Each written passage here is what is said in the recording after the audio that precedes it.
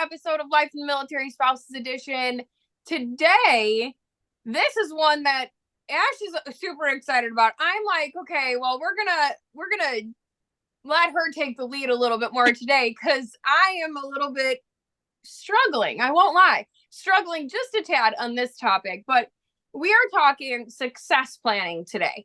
And what does that look like? What does that mean? How does it help you maintain a successful and productive day, life, moment, year, however long it is when we talk military life is going to be what we want to talk over today. So Ash, since you're super excited about this, what does success planning mean to you and how do you look at that?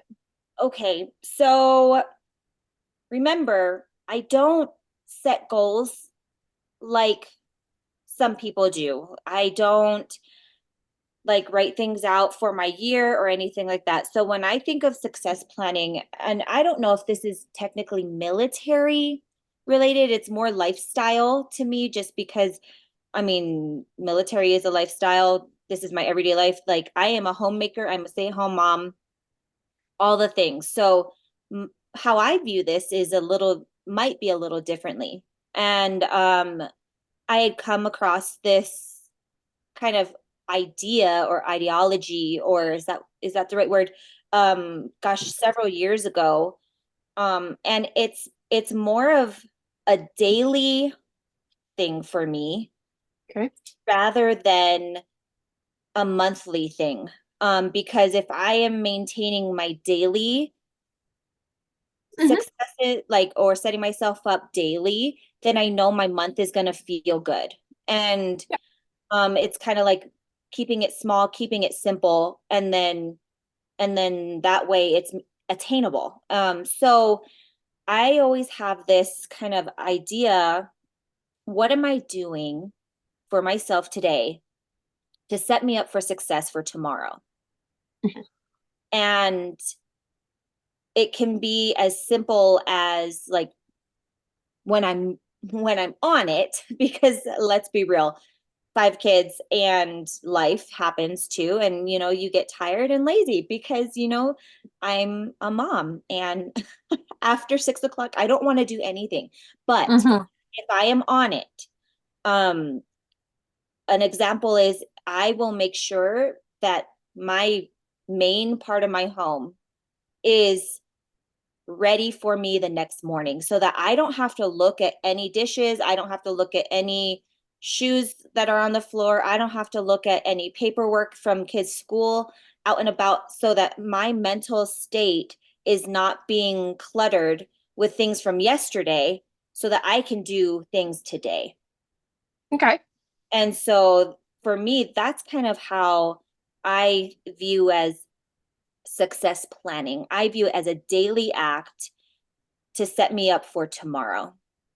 So what are your daily then? Like what are those daily activities that you're like, these have to get done? You said like making sure your main level is cleaned, that, like dishes are done and, kids' bags and school stuff are all taken care of. Is there anything else like during the day that you're like, okay, these things have to get done for me to feel like I have accomplished my success for today so that tomorrow is a new day?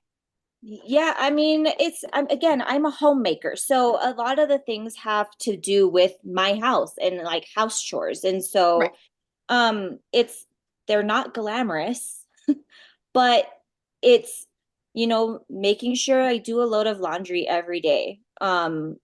Telling the kids like, hey, put all your clothes down in the laundry room so that I can do them, wash, Mhm. fold, and put away. Laundry is my nemesis. I despise laundry. Like, there are those memes like, washing, I get it, drying, understandable. Anything after that, that's me. Like, I don't want to do the folding. I don't want to do the put away. But when I don't do those things, then again, with 5 kids, two of them being like 5 and under, like there's changing clothes all the time. So I have like 4 loads of laundry in 2 days if I don't maintain that. And so, at least setting myself up like, okay, by the end of the night, all dirty clothes are downstairs. So by the next morning, I can put the load in. I can fold what was already in the dryer, put that away.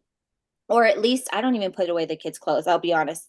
They have to do that, but put it in the designated spot for them to put Hmm. away. And you know, that helps me kind of maintain my mental state. Like seeing mounds and mounds of laundry is it clutters my mind. Hmm. Yeah, absolutely. And even though I'm like dragging my heels to go do it, and I feel better when I'm on top of it, I still don't want to do it. Right. So it's like a fight every day. Like, this is going to make you feel better, Ashley. Like, this is going to make you feel like you are contributing to the home, that you are doing the things Mhm. that you need to do um, to help. I don't make money. I Right. don't like physical money. Like, of course, like if I counted all the things that I am as a homemaker, like I could be getting paid millions, right? But Right. but reality is like Eric is the monetary provider. Right. And so I took on the role as this is my job here at home. So other things that I do, I mean, of course, thinking for my kids, what do they need to do tomorrow? Like getting them ready for school. Adriana is the slowest kid in the world. She procrastinates in the morning. I mean, she could eat a piece of toast in 45 minutes and still not be done, and it drives me insane. And and so I mean, she's not even biologically mine, but she is me. When I was a kid, that was me. And Right. so I'm always like, Mom, I'm sorry. You're right. But I'm like, you need to hurry up. Like, you are the Hmm. first one that needs to get dropped off at school, like all this stuff. So I'm like, okay, thinking if she is this slow in the morning, we need to do things prior. Correct. We have to do things prior to help her along the way. So like that also is in my mind. That's my job. That's my responsibility to help her for the next day, because also that helps me. I'm not going to be as frustrated. My mind Yeah. isn't going to be as like chaotic because she's going to be moving along more so. I'm not going to get as angry as frustrated with her the next day if she's moving slowly. So now how does Eric work into this? Does he, you like you said, he is the sole income. Like Chris is the, I'm gonna go sole income because what I do make at the gym is minimal. I mean I pay for a fraction of groceries if you want to think of it that way. But for our house, he is also the sole income. So I have taken on that role also. Like I wholeheartedly will tell you, I take on that homeowner and or not homeowner, but the caregiver role in the house. And so I know everybody's schedule. I know where all their stuff is. I promise you, I could exactly. They're like, "Where's this?" I'm like, "It's right here on the left, 3 drawers down." Like I know exactly where it is. Right. They've looked at it 7 times and haven't found it, but I'll find it in 30 seconds. Don't worry. Mm-hmm. And I wholeheartedly take that role on alongside you. I plan a little bit differently than you do. So it's a funny kind of thing. But how do you have Eric play into this? Because that's something to think about is like some of us, there's times where we're doing it all by ourselves. So cool, got it. There's going to be those stages through military life that we do it alone. And then there's going to be that transition period, which is always kind of a little like we're stepping on our own toes. And then we have to incorporate them, or at least I do my best to try to incorporate Chris into my planning, so that they feel like they're a part of the house, they're a part of the thought process, and then it alleviates things on my plate because I'm sorry, I'm only one person and can only do so much. So how do you include Eric in all of the planning and success for it? So I love that you asked this question because with Eric going through transition, that sounds really weird. It's not what you think, guys. But um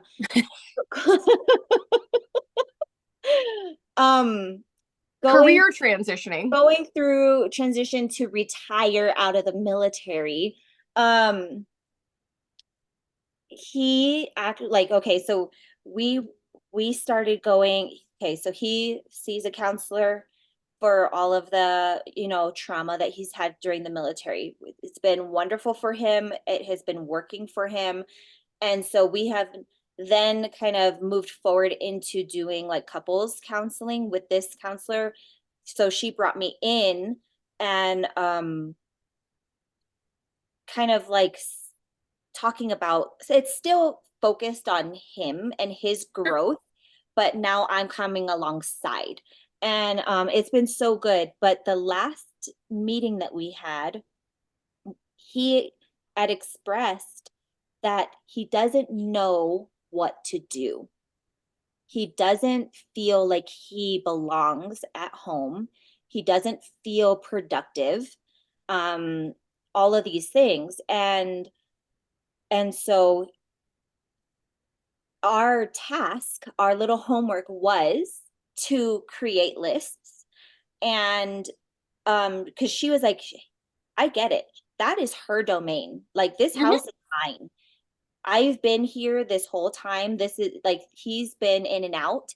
Um, but this has been my main focus. And so I already have my things kind of Yeah. worked out, our Mm-hmm. routine, whatever.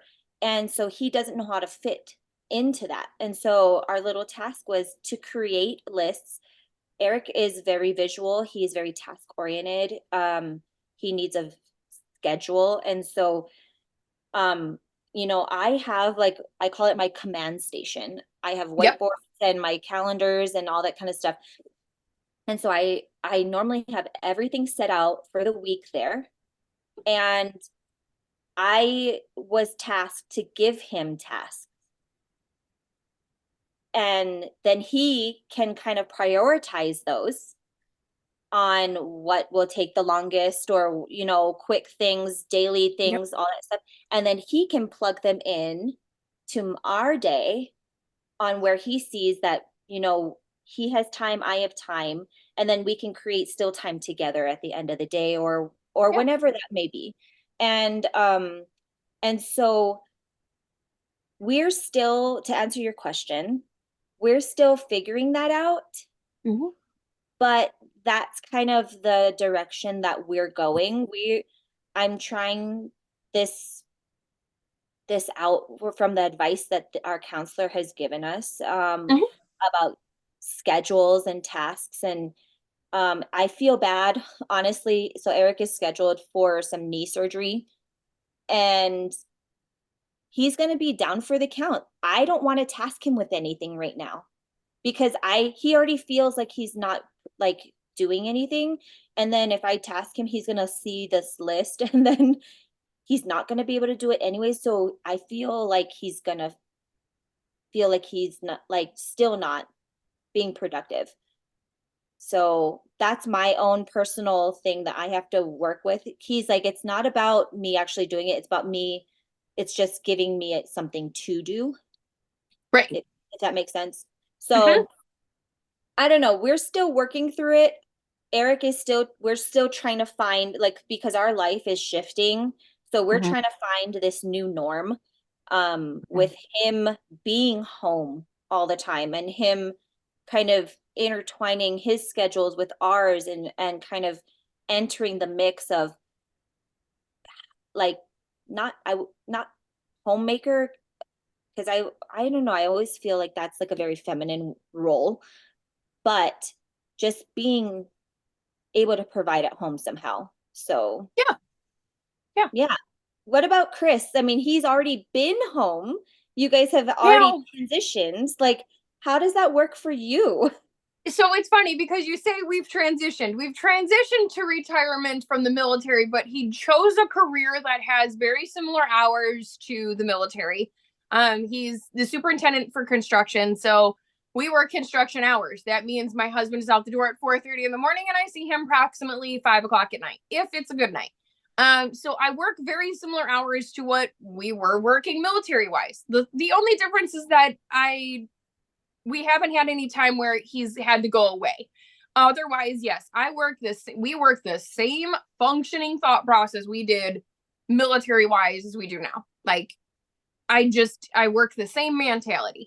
Um, so yes, we've transitioned to realizing that there will not be deployments. Like he won't be gone for years, like a year at a time or 6 months or even weeks at a time. But I still deal with the day to day that a lot of military wives are dealing with is like, okay, how do I make this success planning work for me when I've got, I have 4 kids running in different directions. I cannot guarantee my husband's going to be home to take them there. I have doctor's appointments, bills to pay, like house to clean, school to do because can't guarantee he's going to be home to do school with them. Um, and so I plan a lot where it falls on me. But and I take on as much as I can handle, not we can handle, because we can't do a whole lot. Like I will be fully honest and transparent, is that I have taken on this role that if it's too much for me, it's too much for us. So I have taken that on. When I think success planning, like you're saying, it's day to day. I look at mine. So I was thinking back about this, and I look back and I do 3 months at a time. So I will look at a 3 month calendar and go, okay, January, I am fully focused on January. So if this is the beginning of the year, I'm going to fully focus on January. I'm going to put February's tentative dates for, like, we know we have gymnastics at this time. I know my work schedule at the gym for these days, and we have this random birthday party or something. Then we hit March, and it's looser than February, right? We're only going to put, like, I know Abby's got a competition on this day, right? And I know I work this day. Otherwise, I'm not putting too much into March. I'm fully focused on January. February is there. And March, let me get through January. That's literally how I look at things. Because if I can focus on this month alone, the rest will become easier, right? So I focus this month first, and then I take this month and I break it down into the 4 weeks, because then I can look at the week as a whole and go, okay, I have 7 days to get my entire house put together, right? I live in the state of, my house will never be fully and completely clean. I have 4 children, 2 dogs, and a husband who works construction. Like I'm not, my house is never going to be clean. So it's clean enough is kind of where I say clean enough. And I will work until it's there.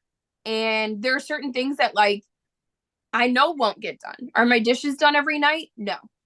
But my main level, it has got to look clean and organized. Like that is one thing. The kids come home and I'm like, it is chores. You're helping me with chores because I am not your maid. Yes, I am home, but you are also going to learn how to do stuff. Like it's a life lesson. That's how I look at it, is that they're going to do chores because it's a life lesson, and they need to also learn how to, like, mommy's not going to be here every day for the rest of your life. Like at 18, I hope you choose to move out, and there's going to be a day where you move away from my house, and I want you to be a successful human being. So you do chores. They hate the concept, but they'll get over it. And I set certain things up. Like I know that bathrooms don't need to be cleaned every day. Once a week is fine.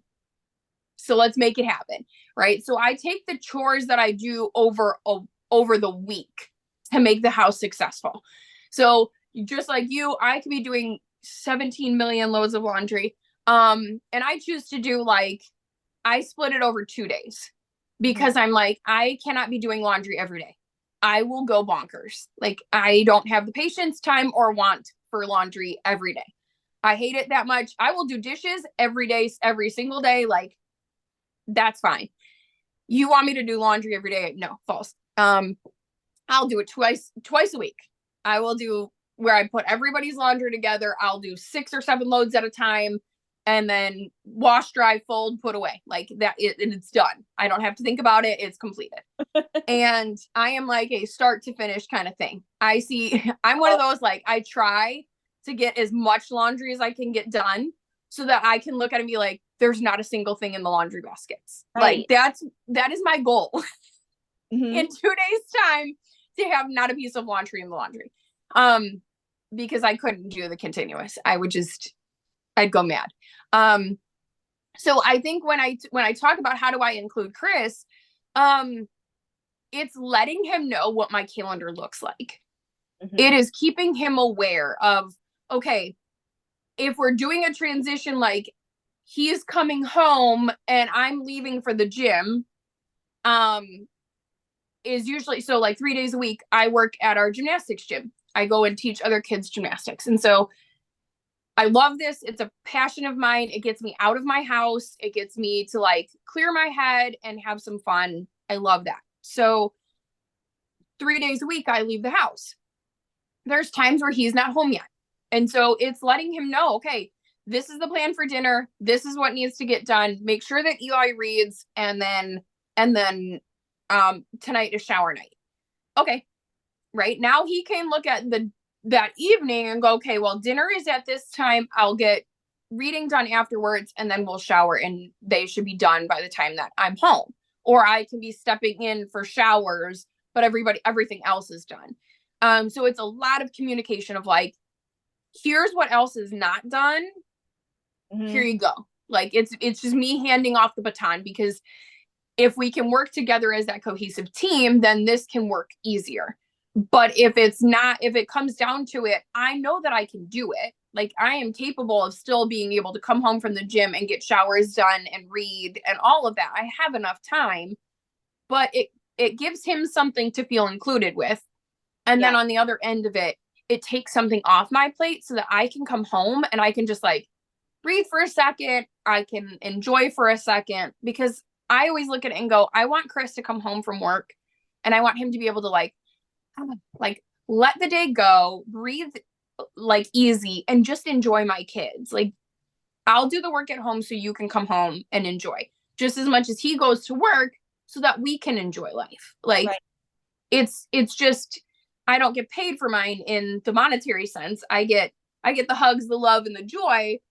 He gets the money. And so I want to do that same thing for him. And so it is a continuous like just communicating of like even the other day I was like, "Hey, he knew I was starting laundry and he saw the laundry baskets upstairs. So I didn't even say anything about like swapping laundry at all. And I came home and he's like, that load was still a little wet. Like it was jeans. And so he's like, I threw it back in and I swapped it out. And I was like, thank you. Like I didn't even say anything, but he took the cue from the fact that the laundry baskets are there that I probably got 6 more going. Probably should check on that because he needs jeans tomorrow. Um, so it's just continuous conversation so that he can be aware of it. But we are very much so like I share my calendar with him. He sees all the appointments, all the chaos that's going on. I write it out in paper copy. It's in my command center. I have one of those too. Um, but I also use my phone and I will put all the information that is on there. It goes right into my phone. So he knows, and it comes with a notification. I make sure there's notifications on it. So he knows exactly when different things are happening. And he's been a lot better about making sure that like if he's putting something in, he can take care of it, right? You know, he can be at that activity with the boys, or he can put this in and say yes to it, and he commits to it. Mhm. But like, recently Magnolia was doing gymnastics, and I would take her to gymnastics, but I always had him need to pick her up because I still had classes. And so I was like, hey, I need to make sure that you're home this day by this time, right? Like you need to leave work on time. And so he knew very well he had to pick her up. And I thought I was putting pressure on him. Like I was becoming cumbersome. Like what I was doing was putting too much on him and it was weighing him down. And so I had switched her off of that and put her into a morning class. And he was like, why did you do that? And I was like, well, I thought I was bothering you. Like I was tying up your day. I had no I like I just figured if I can take care of it, I'll do it. And he was like, but I liked it. And I Oh, was like, yeah. I'm so sorry. Like I had no idea because we didn't communicate over that. Like I just felt like I was tying up his evening and he was finding so much joy in it because it gave him something that was a household responsibility. So he felt included. It was something that, he got to drive home with her. He got to hear all about it. Like, it made him have that like one-on-one time with her. It got him out of work early. But besides that, but he genuinely loved that moment of, I have to pick her up. Like, I have to do that. And so now we recently swapped her over to an evening time frame. And yesterday he was home late and he was so mad about it. He was like, I'm going right there. I'll meet you at the gym. And I was like, okay, like, I don't have to work, like, I'm not working. It's fine. And he was like, no, no, no, I'm going to be there. I need to pick her up. And I was like, oh, okay. Like, okay. And so sometimes giving the guys that opportunity, that, what, yes, I could easily be there at that time. I can pick up Maggie up and I can pick Abby up. But giving them that opportunity to come into our domain and feel a little bit more included is something that I think has been successful as a whole, because it alleviates from me and it makes him feel included. Was it did he automatically, okay, let me think about the wording of this question. So when Chris was still in the military and immediately after being like or getting out, Mhm. did he have that vision at home to just see the need and fill it? No. Like you said, he saw the laundry and like, or did you have to like ask him? And Yes. yes, okay. So Yeah. there's hope. So, There's hope because guys, I'm not even gonna lie to you. This is like, as in the last 6 months, my husband has finally picked up to it. Mind you, my Jackson is 12, so he's been home from his deployment for 12 years. Eli is 7, so he's been out of the military about 7 years, 6 to 7 years. So if that puts any perspective, I've been married to the man for 14 years. We've been together for 15. So if this puts any perspective, it takes time, because they don't see what we see. Their priority is not like, if we look at the house as a whole, Chris will always say the outside of the house is my priority, right? Like the garage and taking care of outside. Whereas me, I naturally will take on the kids and the, food and groceries and the cleaning. Like, that's just because I have a certain way I want the house cleaned. There's certain things that I want. I'm here all the time. I'm the one dealing with it.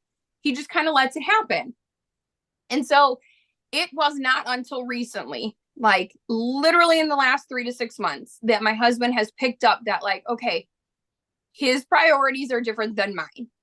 But if we're both on the same track and we're both functioning together, helping my list go faster helps his list go faster, right? Like, because then he can get to that. And I'm not bugging him 100 times. I'm not, hey, I need you here. Like, if my list is done, he can go focus on his.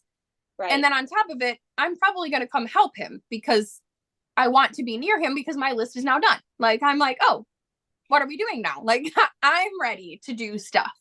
And so he has it literally the other day. I came home and when he was like, I swapped the laundry.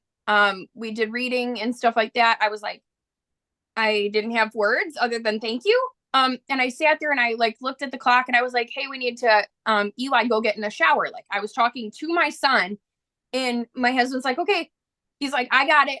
I'll get showers going. And I was like, super. Like, Abby looked at me and goes, is he okay? Like, is he okay? And I was like, yeah, he's fine.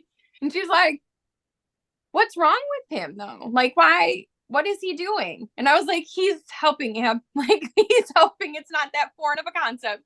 But when he hasn't been home or he hasn't had that like mindset, it's been different. But there is hope. They will get it. You'll have to tell them about 100 times, but Yeah, and like I said, eventually. like we're shifting into like right now it's very structured. It's very like I have to give him those tasks, which that is fine. Um he is really good. And I had mentioned this to him and to our counselor. I said he's so good at asking, what do you need? However, um in those moments when I'm already kind of going, I can't think of, Yes. like, I can't stop and think about telling him what it is that I need, right? So there's a tool I want to give everybody, military spouse or just a spouse in general. There is a guy on social media. You can find him on all platforms. He's called the Recovering Man Child. I swear, the things that if you as a spouse will watch, you'll laugh hysterically thinking about this all. But this guy literally breaks it down for other guys of like you asking that question as a guy coming in asking that question to your wife as she's in the midst of doing something, how you're actually adding more of a burden to her Yes. because her brain has already got 6 tabs open. You've now made her have to close them all, focus on you, give you direction to now open them all back up. You've now taken this even longer. So, how to reword that question to be less cumbersome for her, where it's like instead of asking, what do you need? It should be, hey, I see that, or asking the question, has school been done or do you want me to start baths? That is the more productive question because now I don't have to close everything. I don't have to stop anything. I can just go, this is what needs to get done. And I've now been able to continue and not cause more of a burden. So this guy, I promise, as much as a spouse, you're going to die in laughter because you're like, really? This is how we need to talk to them? It's super helpful. And I actually send a couple of his videos every once in a while to Chris. And I don't know if he's secretly been watching him or not, but his questions have changed. His mindset has kind of changed because he didn't realize that like certain questions actually add more of a burden to me. But like you said, when Chris first got out, I have post-it notes that are like this big. I would literally have to write Abby, this, Jackson, this, Eli, this, and then be like, Chris, this, and follow up with kids. Like, here's Yes. your list. I want Yeah. to see you check them off. Like, I literally had to be like that. And I So had to be like, okay, that's so now. good. Hmm? It's so good though, because like, okay, you like what we Eric and I are being told um to create success in our home or feel productive, right? At least for Eric's point of view. Um like you've done it. And so it's like validating everything that we're going through. And then this gentleman that you you just Hysterical. mentioned about, like, that is exactly what our counselor had mentioned to Eric. Like, you cannot just ask that question. She's already at at her limit with all the things in her brain. Then when she's getting going, like, you need to be specific. Like, I see the dishes need to be washed, want me to wash them. I see like that specific need. But that's where I come into play by giving him those tasks, because at least at this point in our life, with Hmm. Eric's mental thing, like transition of work life and home life, like, he just can't conceptualize it just yet. And that's Right. okay. And so it's like all these little baby steps. And yes, like, I have to put in that work for him, but that is going to set us up for success for tomorrow or Hmm. the next years to come. Well, And and I think the thing is also is when you do it, because I would do it and I would be like huffing and puffing when doing it. Like, I mean, I would try to break pens because I was so frustrated with like, why do I have to tell a grown man what needs to be done? Like, I could not understand the concept. Like, I was like, I'm treating him like he's 5. Why am I doing this? Why can you not just look around and see something? Right. Like, I could not get my head around this concept of like, I walk in and I can figure it out. But if I were to walk into his job on a job site and look at it, I would have no idea either. So I had to remove the frustration and I had to come with grace. I had to come with kindness and patience and understand that this is my workspace. He looks at just the same as me going to his job and me having no clue. He can't just be like, here, take over. I'd be like, I'd probably burn the place down, to be totally honest. I'd be like screwing everything up. The schedule would be so messed up. It would be a disaster. And so I can't expect him to come into my workspace. Let's put it reality. Yeah. And expect him to understand. And so I have that, the one thing I do come with grace, because I think it will happen much quicker if you can come with grace and understanding versus me, who was like, I was heels deep in just frustration. Like there was so much negativity coming out of me. And I think it probably took us longer to get to where we needed to be or could be, because I was so frustrated. And then I would get mad when, like, well, I wrote it on the list. Why isn't it done? And it was like, I would get frustrated. And it was like, I had to understand that he's got to learn a whole new pace. He's got to understand, like, he doesn't know that that thing could have taken you 5 minutes when he started with the 30-minute one, because he thought that would have been taking, you know what I mean? Like, and he's not efficient on the doing the dishes. So maybe it takes him 45 minutes versus my 30, right?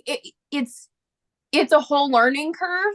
And so I come with the knowledge of grace and patience and understanding, because if you come with negativity, it will get you nowhere. Like it's gonna take longer. And so come with that grace and understanding that, like, he's trying. And yes, he's going to need to be taught like a child first, and then he'll eventually get it, and he'll get it. We forget that our guys are really, they are so indoctrinated and kind of brainwashed into this military lifestyle. Like when they start joining, basic is all kind of reprogramming their whole mindset. And so, and then if they have so many years in, Chris had 7 years in, Mm-hmm. Eric is going to have 20 years in, some have more years in. Like it's going to take time to reverse that. Yeah, And and they've been told. So mhm. for Chris, it was all 7 years. They've been told every step of the way what you need to do, what it looks like, what, like, they didn't have the, like, just look around and figure it out. Like that was not a programmed thing. That was removed at basic. Mm-hmm. So now you're having to go in and reprogram in the idea of, I need you to observe. I need you to look around. And does that look like a mess? Then let's clean it up. I am not your drill sergeant. I am not your commander. We are doing this together. And I have friends who have said that it's worse the longer they are in, because they start to get used to that and become complacent to that, of like that concept of being told every step of the way. So for them, that transition is now being told, it's being told what is the priority, right? So we're not just telling them to do these things, it's trying to show them in a kind way, what is your priority level? What needs to get done for you to have success? Like I had a conversation with Chris all about the kids when the kids were home for e-learning and stuff. And he's like, I mean, they have e-learning tomorrow. They can stay up a little bit later. I was like, false. They've been up since 5:30 because Abby had a gymnastics meet. And I was like, they've been up since 5:30. I don't care. They need to go to bed early. And he's like, and that will make your day even easier tomorrow. And I was like, it's about time. We're all thinking about, like, hello, welcome to my morning. You leave at 4:30, but I deal with gremlins. I don't know about you. Like, and so it was one of those moments where it's shifting the concept. It takes time. It takes work, and it takes love. It takes love, because this is going to be one of those challenging transitions, is having them understand. And maybe it was because I told Chris this. I go, you give work 100% and we get the leftovers. That's not fair. It's not fair that we get the leftovers of whatever you can come muster up when you get home. And understanding that, I think even telling telling our guys, like, I understand you went to work. I will never doubt, question, or be mad that you went to work. Like, it's providing. but I don't get to give you what's left over when the kids go to bed. Don't don't leave us with leftovers. And that has been a huge transition thing.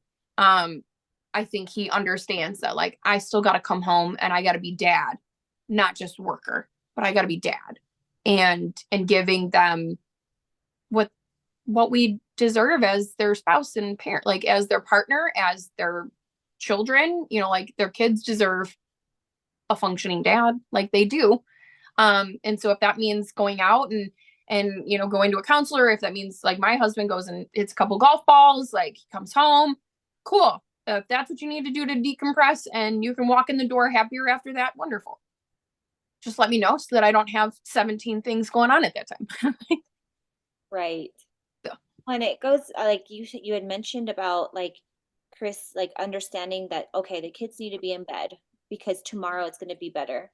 Like that goes back to what I was saying about doing things today to set you up for success tomorrow. correct. And they're like I said, they're not glamorous things. It's not like having the cute little planner or No. um all the little like I don't know Instagram worthy things that people do. It's daily things. It's little things that make a big impact on your routine.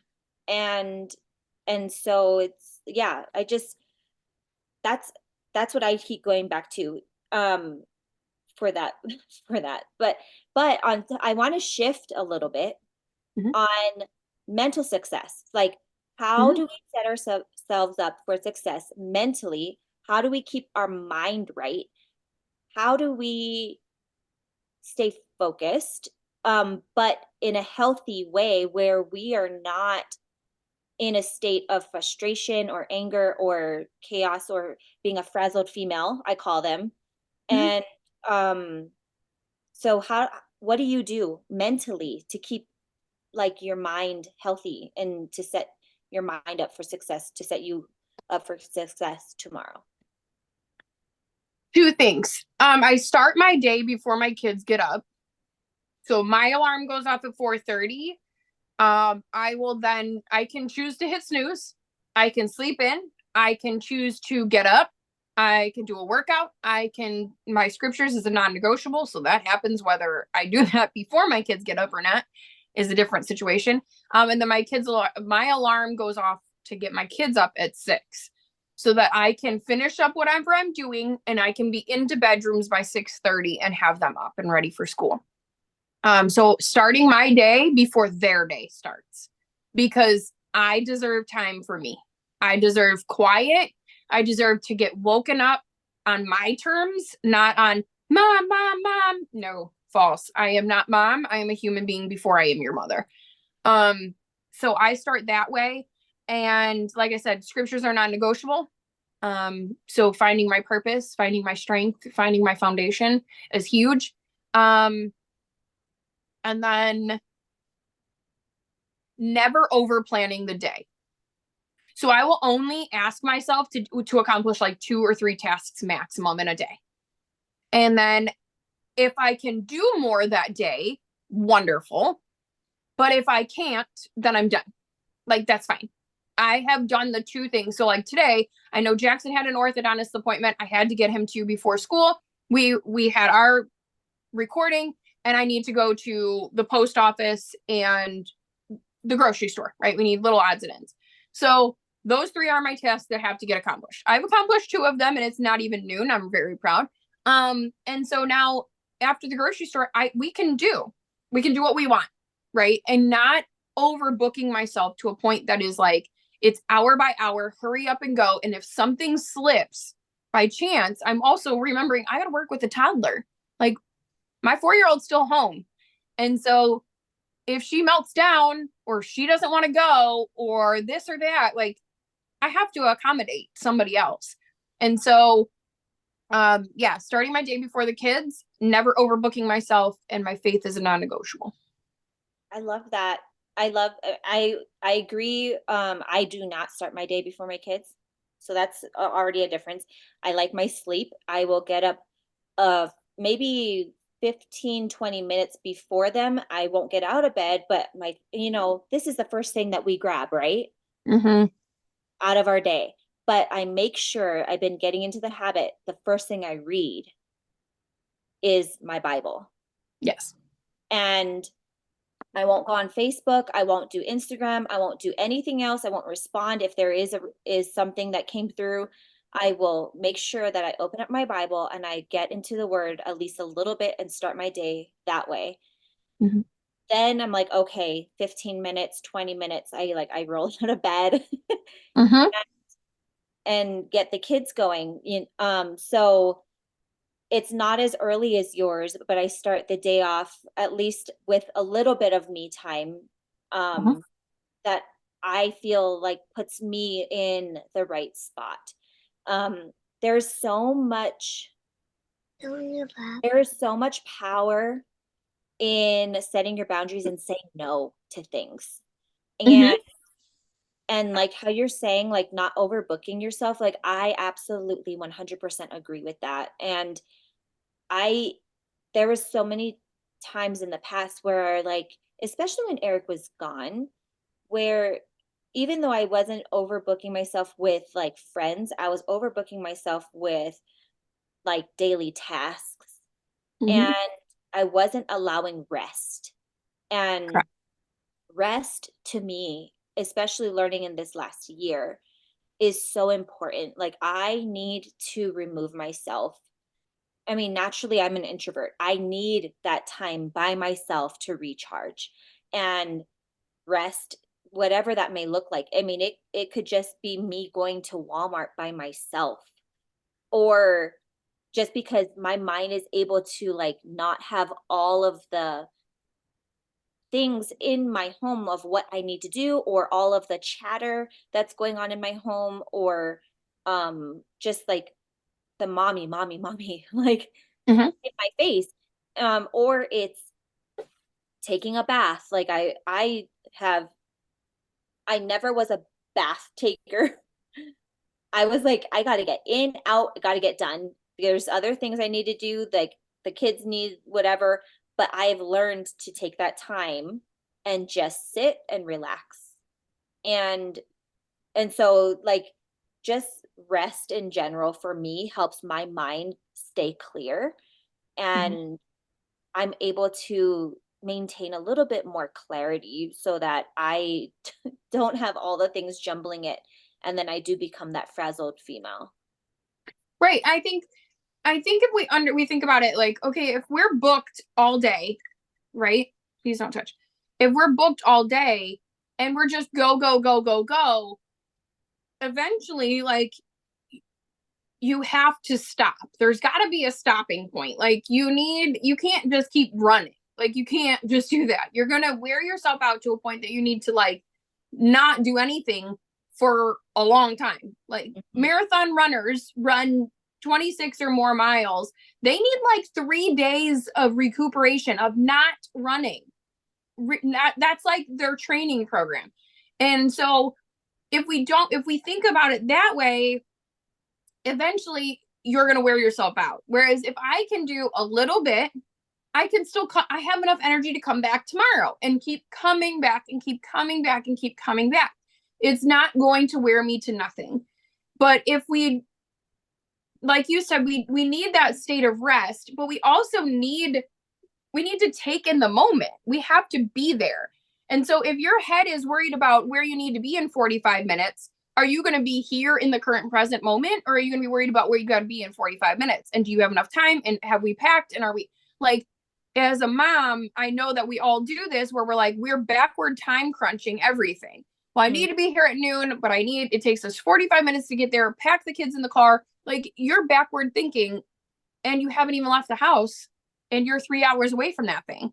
So if you're not allowing yourself to breathe through the moment, you cannot, one, be in the moment, whatever that is. If that's grocery shopping, your head is in 17 places. You can't focus and make sure that you've got everything. You can't make sure, like, okay, do I really have that thing? If it's not on the list, I'm not buying it. And then you go home and you're like, I forgot 7 things. right? How many of us have done that? We go to the store and we forget all these different things because we're not there mentally. We're there physically, but we're not mentally there. And so giving ourselves that space to breathe through it, it allows you to enjoy the moment. Like, I don't hate grocery shopping anymore, even with the kids. I'll take all of them. Fine. I don't have to go by myself. I'll go with all of them. But I can breathe through the moment. I can enjoy my day and not feel frustrated. I don't feel tense. I don't feel stressed. I don't have to become angry or anything like I'm not short-tempered with them of like, we have to hurry up. We have to hurry up. And even then, if I catch myself say that, like in the morning, it's 8:05 and we're all sitting here twiddling our thumbs. Okay, well, come on, slow down, but come on, what are we doing? Like, what is the thing that's slowing us down? And you said is our phones are our first thing. Like, they're the first thing we grab. But what are we prioritizing? Is that different thing? And I think that kind of all encompasses everything is if you want success, what are you prioritizing? Is it the TV? Like, we've literally mandated January 1st, I mandated no television time after dinner. Okay. Because we would sit on the TV, watch 6 shows until everybody is so groggy that they're not slowly coming down from the day. They're not relaxing or resting. They're coming off of a TV show. And then on top of it, we're now trying to scramble with tired kids to get PJs on, teeth brushed, and heaven forbid a shower's happening at that rate because everybody's just crappy. So my priority was a successful and smooth home. Plus, I want to prioritize making sure that reading time happens, family time happens, right? We do family dinners, but still, like, beyond that, I want to talk to my kids, not stare at a television with them. And so we mandated that. I mandated. I'm like, no television after dinner. If you want to watch a TV show with somebody, better find it a weekend after, like right after school, something like that. But you're not doing it in the evening anymore. And Chris has caught himself a couple of times where he's like, ooh, never mind. Grab your books, like, and it just, it creates that space to smooth out the evenings. It makes it easier. But are we willing to say no to a television? Set ground rules and boundaries and say no. Are we willing to say, or what are we saying yes to? I guess is a better thing if we don't want to say the word no, but what are we saying yes to? Are we saying yes to a blue light screen and a television versus human connections and learning more about my kids? I don't know. Are we saying yes to my spouse and like prayer time with each other? Because that's something that we prioritized at the beginning of the year, was that we would do prayer time together. I can't do prayer time and television and bedtimes all at once. Something's got to go. And it's definitely not my kids, and it's definitely not my husband. So something had to go. And so I think that if we prioritize, what we prioritize is what we focus on. And so if you want to prioritize success, what does that look like? Maybe it is cutting down on television time. Maybe your television binge time is only during folding of laundry. But then when your laundry basket is empty, are you willing to turn it off? Because I caught myself yesterday and I didn't. I sat there for another 45 minutes watching a show, doing nothing. And I was like, could have so been doing 7 other things, right? Even playing with my kids. And I felt bad afterwards because I was like, oh, I missed that. I missed that moment because I wasn't paying attention. And so I think if we prioritize the right things, we can always have success. But it comes to what do you want? But I do want to preface that if mentally you need to just go, sit and watch a show, then do it. Because if you're in that mindset where you've had it up to here and you're not going to be able to, the next thing is going to make you go. And if you need to just kind of zone, then zone. But don't get mad at yourself that nothing gets done. Right. Yes. Like, give yourself that grace and go, okay, like I said, I only try to accomplish 3 things, because then if I sit down and we play all day, then we play all day. If we Right. sit down and I watch a television show, then I watch a TV show. If Correct. I read a book, I read a book. Like it's okay because I've completed my 3 tasks for the day. But also on top of it, maybe there are days where cuddles is what the priority is. Mm-hmm. Then cuddles it is. And so it's like figuring out, like Stephanie's saying, is what is your priority? If you list your priorities, what are the top, say, 3 of them, then Mm-hmm. then focus on those daily to set your guys' selves up for success for tomorrow. If you like a clean home, obviously that is going to be a top priority. So you need to you're going to be doing things to maintain a clean home. If you like spending time with your kids, which I hope everybody does. Sometimes I don't, actually, I'll be honest, because sometimes I'm like, bye, go away. I've had Yes. it. Feral But children. again, it's like the top 3 things, right? Mm-hmm. So they are part of that. You're going to do things and create things in your daily routine to spend time with your children. And so that's the advice that I can give, is like create your list of what your priorities are, figure out what are the most important ones, your top 3, and then everything else is going to fall off. It's like that video where there's that professor who puts like big rocks in a jar and then Mm-hmm. marbles and then sand. If our big things are not going in first, our major priorities, then we're not going to be able to fit those if we're fitting in all the little pieces of things that aren't as important, like the sand.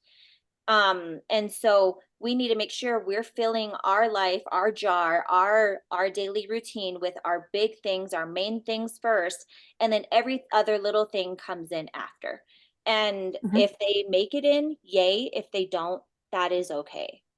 Yeah. And I think that we also need to understand that they change.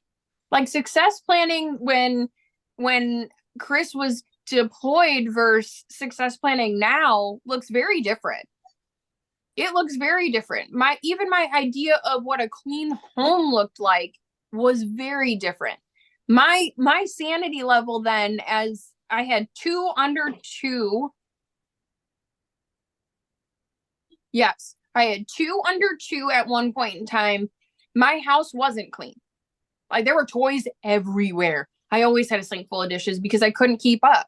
But my Mm-hmm. mental sanity had to become priority because I was their only source of functioning. I was their only source of life. So if my house didn't get done, but we went on a walk today, fabulous.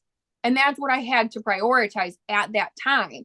Now I look at it and go, okay, I can take 20 and everybody will still function. Let me get this done so that then we can go play, right? Like, and I think that's the difference, is that at certain times you just have to understand that it's not just seasons, but like there's going to be a day where you're like, I had all these things planned. I needed to do all these things. You know what? I just need to be done today. Like, and that's fine. But also there's seasons. Can you stop? And I think it goes back to even our conversation last week about being flexible. Yeah. It's being flexible. And so last week we talked about being flexible in our plans for, say, the year or our goals or anything like that. But or maybe it was 2 weeks ago, I'm not sure. But I mean, just breaking it down into our daily things, our daily Mm-hmm. routine, being flexible in your day. Now, yeah, again, you have your top priorities, but if something happens that's maybe out of those 3 that is more important and it needs more attention, don't worry about the other ones. Right. Like just be flexible to be okay with whatever happens and that you need at that moment. Like that it's okay to just stop. It's okay to just be. It's okay Mm-hmm. to just allow yourself that space and give yourself that grace to just be in that moment. I saw a I saw a quote the other day on social media. Somebody put up that if if you only have 40% today to give today, and you give 40%, you've given 100% of your stuff. Mm. And I think we forget that, is that we come in and we're like, but I only have 40, right? I've only got this much, right? Whatever it is, little bit. I only have a little bit to give today. If you can give that little bit today, you've given 100%. Like, you don't have to give above and beyond to be able to say you've given 100%. So whatever that looks like today is what it looks like today. And being loving, understanding, caring, right? Like, just come with grace and love, but also come with determination, because I think that I notice if I'm like, okay, I got to get these things done today, right? I'm going to do them. But I also am so flexible and loving that, you know what? Maybe we take a little bit longer over here. Maybe we do this little thing over there, right? Maybe we stop for a little lunch instead of just plowing over the grocery store, coming back and like doing that. You know what I mean? Like, it's that determination yet love and flexibility. Like, I want to get it done. Yes, I will do what I can today, but I'm flexible, right? Like, I understand. I get what you're saying. So, I mean, guys, I think that it's been eye-opening to me. So thank you, Ash, for bringing this topic up, because I never really put a name to what I was doing. I never put a thought process to what I was doing. I called it surviving. Like, not gonna lie, this is what I called, was just surviving. How do I get to tomorrow? How do I do this? And so I appreciate you for bringing this topic up, because I think that it is something that we might not know we're doing, or we might not be doing with full intention. And it can be helpful the more that we are intentional about it. And remembering that, you know what, include the guys, bring them in. They might be acting like a child. Recovering man child, find them on social media too. But also, what can you do to help? How can we create the list? How can we work with them? Understanding that their mind has been programmed to be told what to do, not to just see and observe. So coming from that standpoint on your spouse, we got to reprogram. We got to train them. Like, it's a thing. It's okay to own up to that fact that you have to train your husband. But do it with love and joy and flexibility, because things are going to happen. They're not always going to be perfect, but none of us are. So I am excited for this one. We will be talking over transitions, having successful transitions next week, and being able to make it all successful. How do we make that riding the wave a little less cumbersome and more surfing, instead of drowning? So that's what I continue to think about. I don't know, is it because I talk with you over things and I just naturally think surfing in Hawaii? But I don't know. My recognition and metaphor for next week is always, I want you to go surfing, not being drowned in that transition period, because it can feel like that sometimes. So I'm excited for this week. Share with us, what do you do for success planning? What does your success planning look like? What do you do? And how do you make sure that you have success for tomorrow? Not just the year as a whole, but tomorrow. Because we want to hear from you. And so thank you for being on, guys. We love you. And if you need something, reach out. Otherwise, we will talk to you later.